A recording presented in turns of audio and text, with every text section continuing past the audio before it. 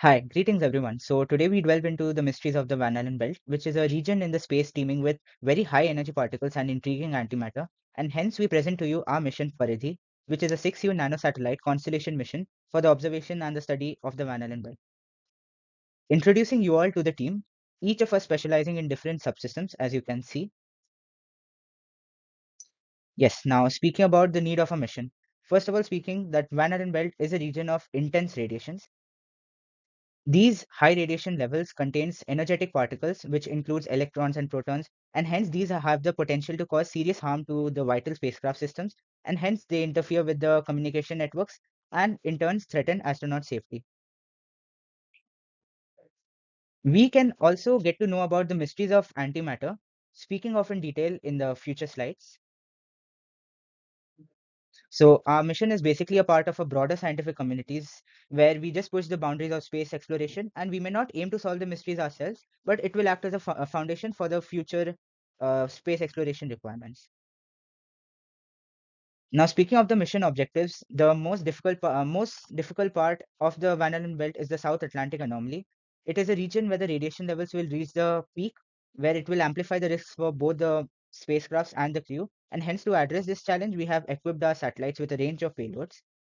So using our payloads, we can measure radiation levels, energy spectrum, and particle fluxes, which will in turn provide us crucial data for assessing what the hazards to spacecrafts are and for the future human missions.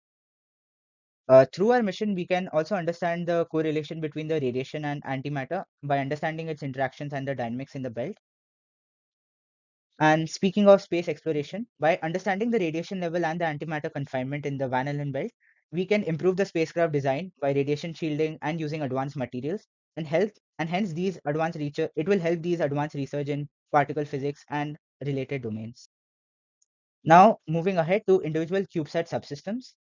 In the structure subsystem, we can notice a 6U chassis, which is made up of aluminium 6061. It consists of 4U portion for holding the payloads and the 2U portion for holding all the electronics. It also has an entrance area for the ions, which is used by the MAG-IS payload. You can see in the future slides. And for thermal protection, we have the shielding layers and the coatings, which also you will get to know in the future slides.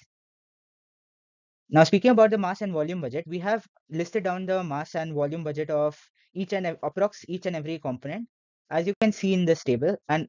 And in totality, we could estimate the dimensions to come around 4.51 U and the total weight to be around 8.2 kgs, where we have excluded the thermals and the panels.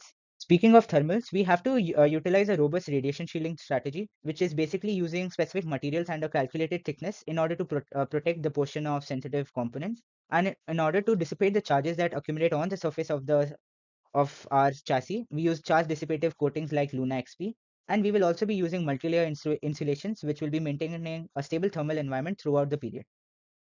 So having an objective that basically boils down to understanding the space weather at the Van Allen region, we understand the charged particles qualities and quantitatively measure the qualities they have.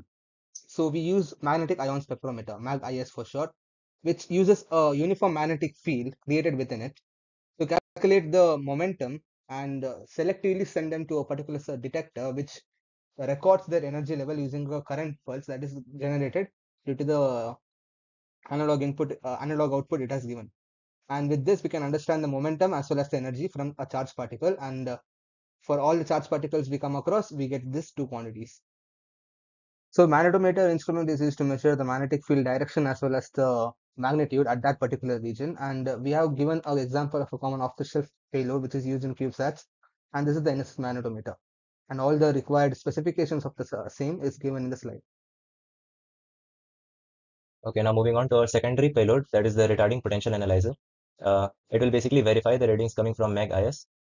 It is made up of several grids, which will have different potentials for slowing down or speeding up the particles. And one of the grids will have a ramp potential that can help us to selectively collect the ions.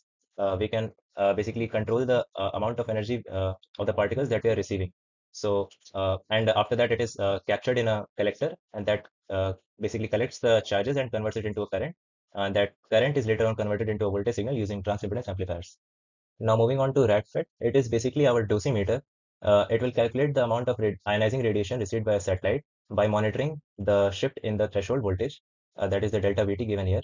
And it can also calculate the dose rate using the current flowing through it.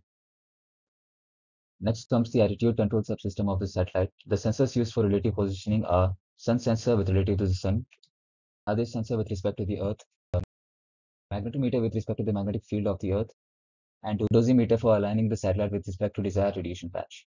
The considered actuators for control operations are reaction wheel and magneto-talkers. The both are planned to be designed and built in the ISTS Space Lab.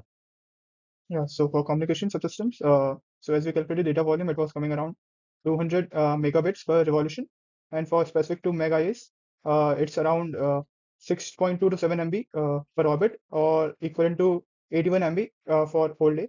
Yeah, for the given data volume, we calculated downlink budget. So for this, according to our power from the antenna, it's coming around 2.3 dB watt, and detecting the path loss, we are getting the isotropic signal ground station is around minus 160.8 dB watt, and further calculating it, we are getting a threshold of 9.6, and the total link margin we are getting is around 8 dB, which is sufficient to get a successful communication between satellite and ground station. And going further, this is our link budget designed for 2050 megahertz. And similarly, we are getting a ground station EIRP of 44.4 dB, and reducing the path loss and atmospheric losses, we are getting it around minus 124.3 dB. And further, reducing the calculations and uh, providing the EB threshold, we are getting a link margin of around 22.9, which is more than sufficient for getting a proper communication between satellite and ground station. For this given communication system, we have decided this wideband S-band patch antenna. The given below are the features related to its light heritage and the band ranges. It's a dual bandwidth antenna. And next, we are going to the S-band transceiver. So it is also a twice bandwidth and transceiver, which has a transmit frequency of 2200 to 2290 megahertz and a receiving frequency of 2025 to 2110 megahertz. And the given power requirements are given in the given slides. OBC subsystem. So we are using the two SD cards for 16 GB capacity.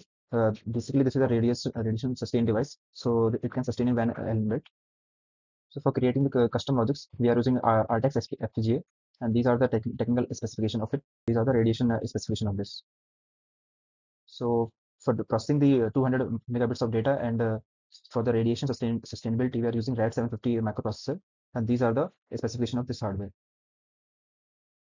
To communicate with other subsystems, we are using some interfaces, like for ADC, we are using RS485, and for EPS, we are using two interfaces, I2C and UART. For communicating with external storage, we are using SPI serial interface, and for the communication, we are using two interfaces, RS232 and UART, and for the MEG-IS and magnetometer, we are using Ethernet 100 base TX, and for the Garrett counter, we are using USB.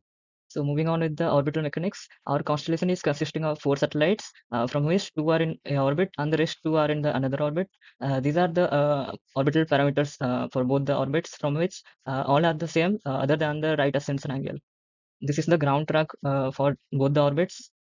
The PARIDHI is situated at 400 kilometer altitude and the apogee at 2000 kilometer to maximize the interaction time with the Van Allen belt.